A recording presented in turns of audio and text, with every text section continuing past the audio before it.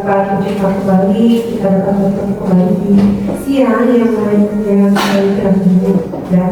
Sebelum kita mulai pembelajaran hari ini ya, kita berdoa dulu. Doa silakan dipimpin. Sebelum memulai pelajaran pada siang hari ini, alangkah baiknya kita berdoa terlebih dahulu. Berdoa di dalam hati di sini.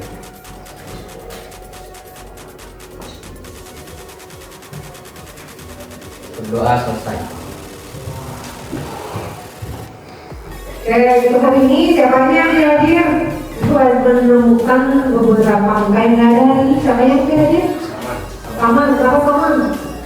Sakit. Sama sakit. Kemudian siapa lagi yang tidak ada hari ini? Firman ada. Kenapa Firman? Sama sakit. Kemudian siapa lagi? Eki. Kenapa Eki? Eki izin. Terus siapa lagi yang tidak hadir? Mudah-mudahan segera segera disembuhkan, yang kemudian segera dikasih hidayah supaya bisa masuk kembali ke kelas, dan yang sedang liburan mudah-mudahan selamat sampai tujuan dan selamat sampai pembalian. Dan bahwa tidak lupa ya, bahwa apa? Jadi untuk hari ini kita akan mempelajari apa saja yang ada di lingkungan kita sehari-hari gitu ya. Nah, salah satunya yang sudah kita pelajari minggu lalu adalah sumber daya alam, ya kan. Nah, yang harus kami juga bahwa konsep dari sumber daya alam ini adalah sebuah potensi baik benda mati maupun benda hidup, yang mempunyai manfaat. Jadi dapat digunakan oleh manusia. Itu adalah konsep dari sumber daya alam. Contohnya gimana? Contohnya yang dikatakan beberapa boksit ya. Dulu boksit tidak dikatakan sebagai sumber daya alam, tapi ketika ada penemuan, pengolahan, kemudian pengolahan dengan menggunakan beberapa teknologi, jadi boksit itu bisa digunakan. Kemarin kita sudah membahas beberapa materi yaitu mengenai sumber daya tanah ya, potensi sumber daya tanah. Ada yang masih ingat mulanya ya, barangkali ada yang sudah bukan jangan loh. Oke, masih ingat nggak dari jenis-jenis potensi sumber daya tanah apa saja? Pertama adalah penanaman dia tanaman tropis, homogen dan heterogen. Oke. Bukan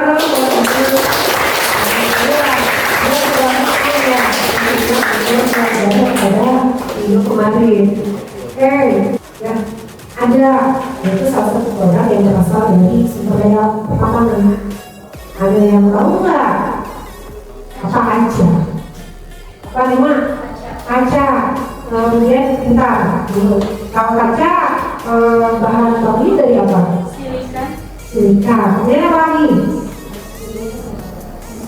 Ya pasien, besi, itu kan besi bahan bakunya berasal dari sumber daya alam pertambangan. Salah satunya adalah biji besi. Biji juga sama kita lupakan untuk dilupakan untuk apa namanya itu selang dari itu ya. Iya. Itu. Kemudian apa lagi? Untuk apa sih kamu belajar mengenai sumber daya tambangan? Salah satu tujuan yang akan diberikan tujuan kalau belajar pada hari ini membuat sebuah produk. Pasti senang gitu kan kamu menggunakan beberapa aplikasi yang ada di HP, misalnya buat produk yang itu membuat sumber daya alam pertambangan yang ada di Indonesia. Nah, berikutnya ini ada materi yang akan ibu sampaikan ya. Silakan persiapkan dulu alat tulisnya. Oke. Mengenai penggolongan sumber daya alam pertambangan. Nah, menurut Undang-Undang Nomor 11 Tahun 1997 bahwa pertambangan ini digolongkan menjadi tiga. Ada golongan golongan B, dan satu lagi adalah golongan C. Nah, yang pertama golongan A apa saja? Nah, golongan A ini adalah sumber daya alam tambang yang strategis karena merupakan bahan galian yang berperan penting bagi kelangsungan kehidupan negara. Yang kedua, bahan galian golongan B. Nah, bahan galian golongan B ini merupakan bahan atau barang tambang vital. Kenapa dikatakan vital? Karena bahan galian ini berperan penting bagi kegiatan perekonomian negara. Dan yang terakhir adalah bahan galian golongan C. Kenapa dikatakan bahan galian golongan C ini tidak termasuk bahan galian vital dan juga strategis, tetapi bahan ini sangat atau banyak ditemukan bagi masyarakat.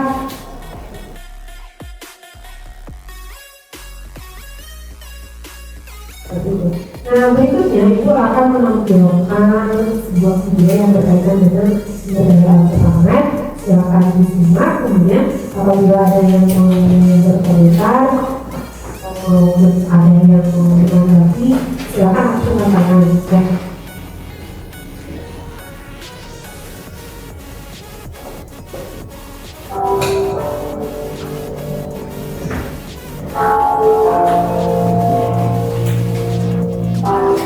Indonesia merupakan negara dengan kekayaan tambang yang luar biasa, mulai dari migas, batu bara, timah, hingga emas tersimpan di perut bumi Nusantara yang tersebar di setiap daerah. Terdapat 20 negara dengan nilai produksi pertambangan terbesar di dunia yang menguasai 88% produksi mineral dunia, dan Indonesia duduk pada urutan ke-11 dengan nilai produksi mineral 12,22 miliar dolar. Nah, coba silakan Bapak, kalau melihat video yang bersama kalian, apa yang akan kamu sampaikan? Tanggapannya seperti apa menurut Anda? Nah, tadi harus oleh pembayaran negara, tapi saya juga oleh bahan pengembangan. Betul sekali. Jadi Indonesia ini sangat kaya. Tangan itu buat Bapak.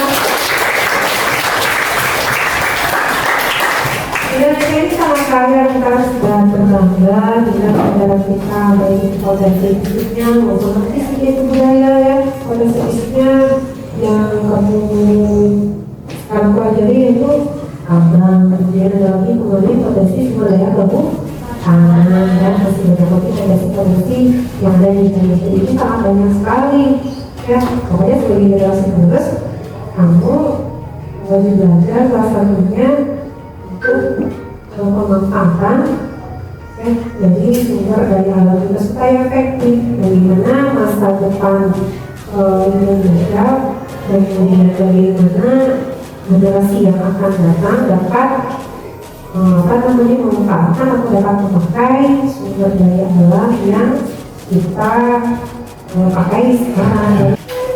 Nah, berikutnya Ibu akan menampilkan video yang unik, silahkan disimak.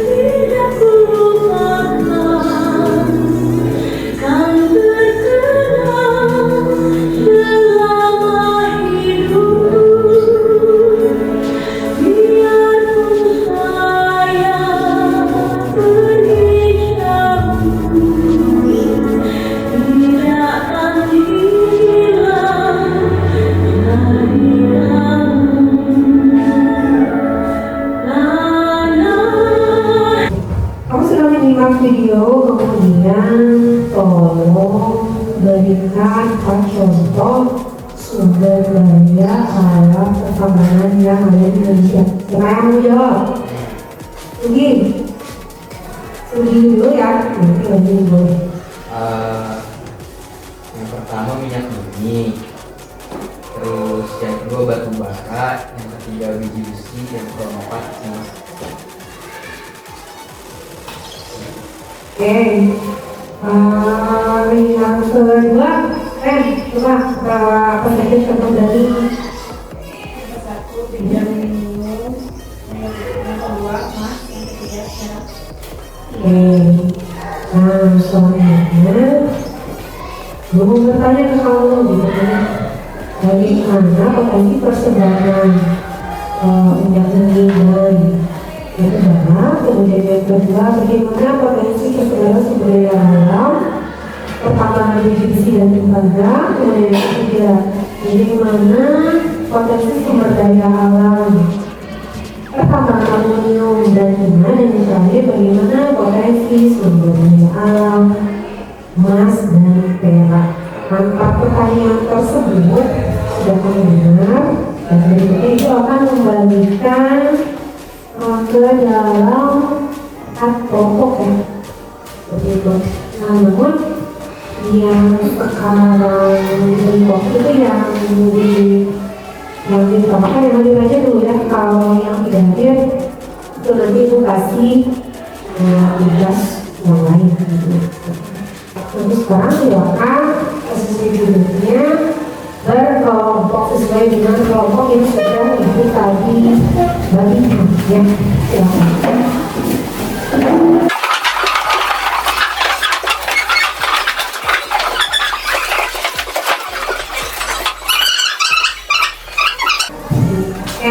Nah sekarang ya kelompoknya sebetulnya sudah dengan kelompoknya masing-masing. Kemudian kamu pertama yang harus dilakukan adalah menyusun rencana ya, rencananya sekarang ngapain dulu. Nah, kemudian yang kedua, kamu nyari referensi dari hukum. Buku paketnya sudah kamu bawa kan? Sudah ada kelompok itu sudah ada. Nah, silakan cari referensi dari buku paket mengenai potensi sumber daya alam pertambangan yang sudah ibu barusan berikan sesuai dengan contoh dari sumber daya alam yang masing-masing pegang gitu ya.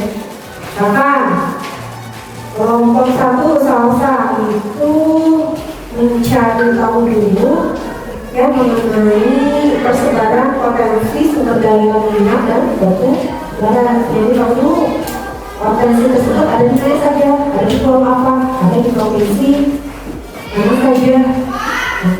Berikutnya kamu membuat peta persebaran barang tambang yang ada di Indonesia ya, untuk digital dengan menggunakan salah satu aplikasi yang sering pakai saya yaitu Canva gitu. Nah selanjutnya kalau sudah semua informasi yang kamu butuhkan ada ya, kamu silakan mengaplikasikannya ke untuk digital. Kalau sudah selesai nanti boleh dikumpulkan ya, bilang apa yang harus dilakukan. Kalau sudah selesai baru kita kelompok presentasi ke depan ya, silahkan. Oke, nah ini kasih tahu waktu pengerjaan pembuatan peta harus selesai usahakan kurang lebih 15 menit ya. Jadi satu kelompok membuat 2 peta. Misalkan kelompok studi pertama kan itu akan namanya mencari bukan mengenai potensi sumber daya alam pertambangan, contohnya emas dan perak. Nah dalam satu kelompok itu membuat 2 peta ya, bentuknya di hitam. Oke, kasih waktu sekali lagi kurang lebih 15 menit. Kalau sudah selesai, program itu sudah selesai.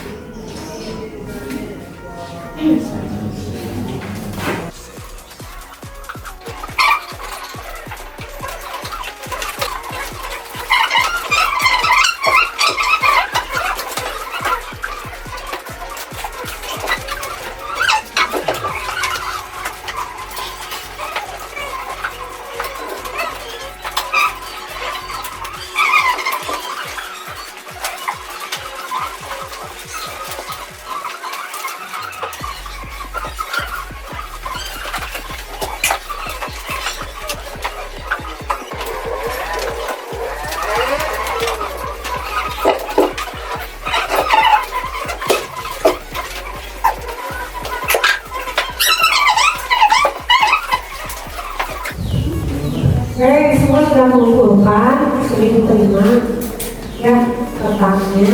Nanti sekarang silakan persiapkan untuk presentasi tingkat. Oke, sudah siap? Kalau siap, Ibu panggil kelompok pertama. Silakan ke depan. Siapa yang tidak berangkat?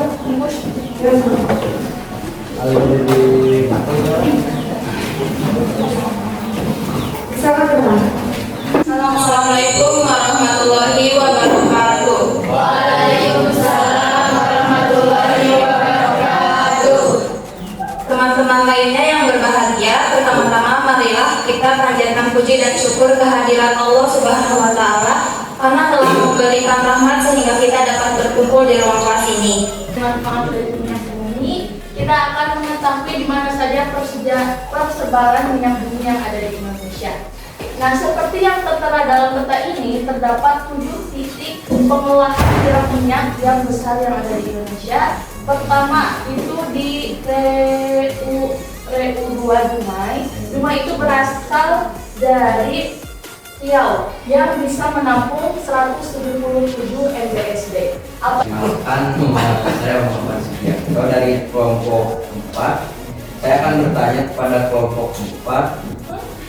Kelompok 1 ya sini. Tadi pematerinya itu berbicara bahwa minyak bumi itu harus mengalami proses pengolahan terlebih dahulu. Dan pertanyaan saya, bagaimana proses pengolahan minyak bumi tersebut? Oke, saya izin menjawab. Minyak bumi itu terbentuk melalui proses dekomposisi organik yang dihasilkan dari matinya hewan dan tumbuhan yang terkubur di lapisan pasir dan bebatuan. Setelah terjadi penguraian, minyak bumi itu bergerak dari batuan berpori, kemudian terakumulasi di lapisan batuan keras hingga menjadi sumber minyak bumi. Assalamualaikum warahmatullahi wabarakatuh. Waalaikumsalam warahmatullahi wabarakatuh. Perkenalkan, saya Leni Nurkawija sebagai moderator dari kelompok 2. Diskusi adalah bahan baku yang digunakan untuk membuat tujuan yang merupakan salah satu bahan baku untuk membuat badan. 98% dari diskusi ditanam digunakan untuk membuat badan. Cadangan total besi di Indonesia diperkirakan mencapai 9,7 juta ton logam. Untuk Minggu Ramadhani, selanjutnya akan dilanjutkan sesi tanya jawab. Kami hanya menerima 1 pertanyaan, barangkali ada yang bertanya. Oke, silakan. Ada yang ditanyakan untuk kelompok 2. Emil, silakan Gus. Perkenalkan, nama saya Rini Syafri dari kelompok 3. Saya akan menanyakan bahwa bisa dimanfaatkan untuk apa saja. Apa manfaat tembaga? Manfaat tembaga bisa untuk membantu produksi kolagen, juga mengurangi resiko osteoporosis, menjaga kesehatan jantung, membantu pengobatan penyakit saraf, memperkuat sistem kekebalan tubuh, menurunkan resiko kanker. Itu untuk kesehatan. Perkenalkan, nama saya Naima, perwakilan dari kelompok 3 yang akan menjadi moderator. Di sini saya akan menjelaskan tentang persebaran biji timah. Sebelum ke persebaran biji timah, saya akan menjelaskan apa itu timah. Timah adalah sebuah unsur kimia dalam tabel periodik yang memiliki simbol Sn dan nomor atom 50. Persebaran biji timah di Indonesia terdapat di pulau-pulau yang terletak di sebelah timur, Pulau Sumatera, seperti Bangka Belitung. Bangka Belitung merupakan pulau penghasil timah terbesar di Indonesia. Untuk kesimpulannya dari persebaran biji timah di Indonesia yaitu ada 5. 1. Bangka Belitung, 2. Palembang, 3. Dabo, 4. Buntok, 5. Sungai Liat yang memiliki manfaat untuk bahan pembuatan kemasan untuk makanan, peralatan rumah tangga, bola lampu, dan Selamat siang semuanya, yang terhormat Ibu Utari dan teman-teman kelas 11 IPS 2. Pada hari ini, saya Kezia dan Bu Putri Aji sebagai moderator akan memandu kegiatan presentasi. Topik yang akan dibahas ada 3 pembahasan. Yang pertama yaitu ada persebaran emas di Indonesia, yang kedua persebaran perak di Indonesia, dan yang terakhir yaitu manfaat. Perkenalkan, nama saya Salsabila Fatmawati dari kelompok 1 akan bertanya kepada kelompok 4. Ada berapa emas yang dihasilkan dari PT Freeport Indonesia tahun ini? Saya ucapkan terima kasih. Saya sebagai moderator mohon maaf atas kesalahan saat proses pemungutan. Assalamualaikum warahmatullahi wabarakatuh.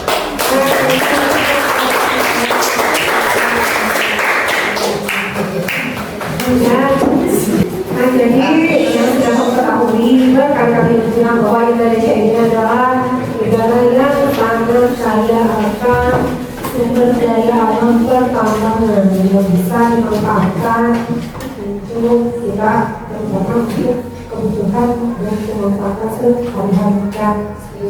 Nah, setelah kamu membuat pesan dalam aplikasi tersebut, dari mana kesannya saya mau bicara supaya mau berpendapat kesannya gimana ya? Coba Sal. Setelah kami membuat peta ini bersama-sama, baik itu membuat peta minyak ini atau persebaran batubara dan lain-lainnya, kita jadi mengetahui di mana saja letak persebaran pertambangan yang ada di Indonesia ini. Dan di balik itu juga kita dapat mengetahui bagaimana caranya kita mengelola atau cara kita edit di aplikasi apa dan bisa memajukan ilmu pengetahuan kita di bidang IT. Oke, tepuk tangan untuk saya.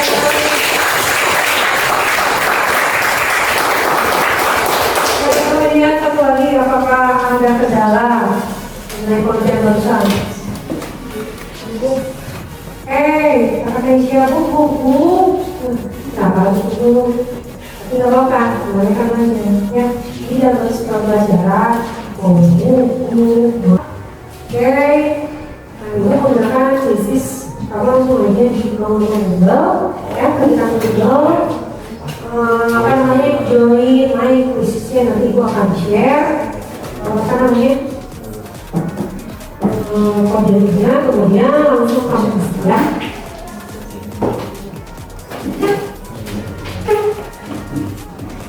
Ada yang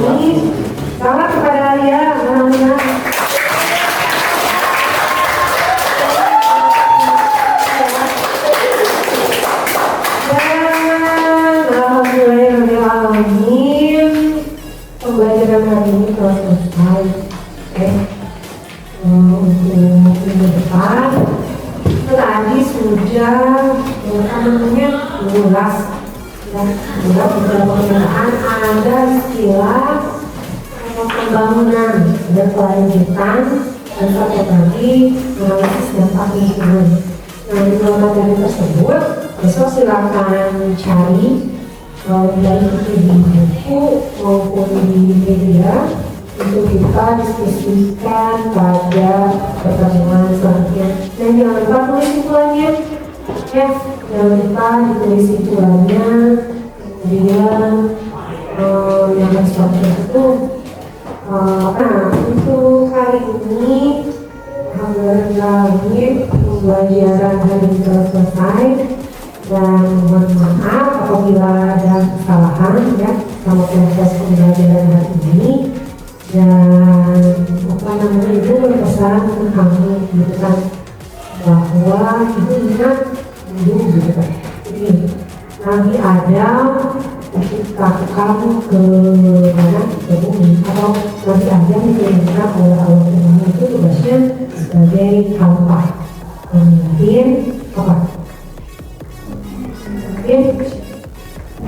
Mungkin manusia, tetapi pada kenyataannya kita sebagai melakukan ini bukan hanya memimpin umat, bukan hanya memimpin manusia, tapi dibalik itu kita harus mengelola alam secara bijak, secara baik, gitu ya. Nah, itu saja sih pesan pesan moral yang bisa disampaikan oleh Ibu.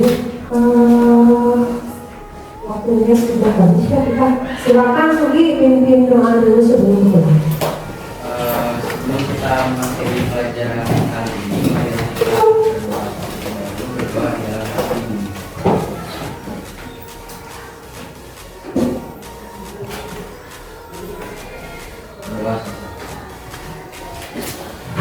Berdoa selesai ya.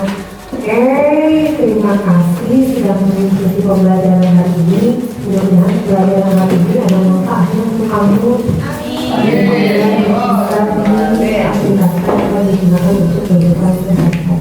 Oke, silakan bisa berjalan dulu.